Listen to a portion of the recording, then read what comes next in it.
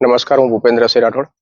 આજરોજ ટોઠીદરા તથા તરસાલીમાંથી ગેરકાયદેસર રીતે રેતી વહન કરતા વાહનો રાજપારડી પંથકમાંથી ચાલતા હોય, ઓવરલોડ ચાલતા હોય, રોયલ્ટી વગરના ચાલતા હોય, એ બાબતે કલેક્ટરશ્રી, એસપી સાહેબ, ભૂસ્તર શાસ્ત્રી અને આરટીઓ શ્રી તમામને એક અરજી આ બાબતે મેં મોકલાવી છે આરપીએડી થ્રુ. અને વધુમાં જણાવવાનું કે સરકારશ્રીની રોયલ્ટી ચોરી કરીને આ વાહનો બેફામ રાજપારડી પંથકમાં ચાલી રહ્યા છે. ઘણા બધા અકસ્માત થયા છે અને સાંકડા રસ્તાઓને કારણે અકસ્માત થવાના પણ ભય રહેલા છે. તો વહેલી તકે સરકારી તંત્ર આ બાબતે સજાગ થઈ અને આનું નિરાકરણ લાવે. ખાસ કરીને કલેક્ટર સાહેબને વિનંતી કે આપ આ વિસ્તારમાં જો પ્રવાસ કરો તો આપને જાણવા મળશે કે ઘણી બધી મોટી સંખ્યામાં રેતી ચોરીનું એક ષડયંત્ર ચાલી રહ્યું છે.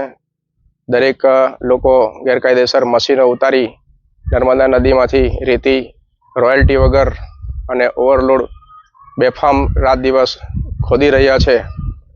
આ બાબતે આપ સાહેબને વિનંતી કે આપ આ બાબતે ઘટતું કરશો.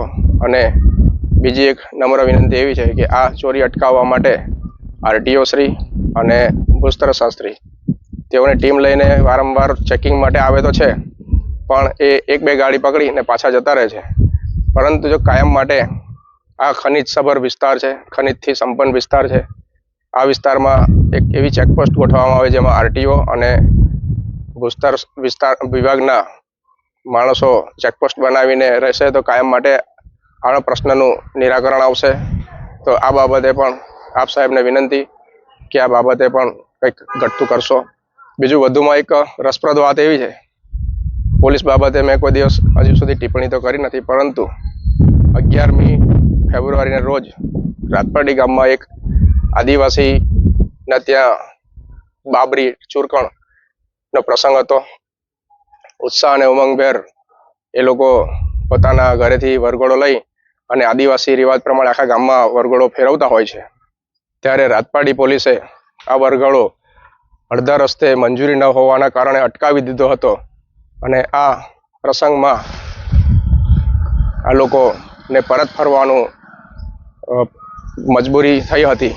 તો હું રાજપારડી પોલીસને કહેવા માંગીશ કે આપ સાહેબ જો આ સામાજિક પ્રસંગમાં મંજૂરી માંગતા હોય અને સામાજિક પ્રસંગમાં જો કાયદાઓનો ભંગ થતો હોય એવું માનતા હોય તો આ ઓવરલોડેડ ગાડીઓ વગર રોયલ્ટીની ગાડીઓ જે ચાલે છે તો એ શું મંજૂરીથી ચાલે છે? હું પૂછવા માંગીશ રાજપારડીના પોલીસના જવાબદાર અધિકારીને. જય હિન્દ.